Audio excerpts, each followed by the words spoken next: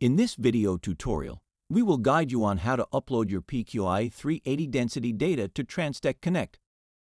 Let's get started. Download your PQI 380 data file onto a USB drive. If you are unfamiliar with this process, please refer to our previous tech tip video titled PQI 380 Downloading Data to USB Tutorial.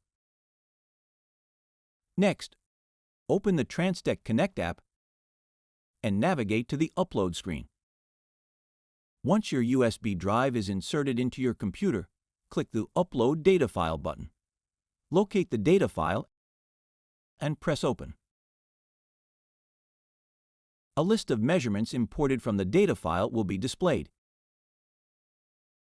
Click Confirm Upload. Congratulations!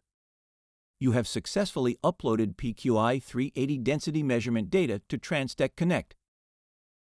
This data can now be mapped, shared with your team, and integrated with your OnStation project.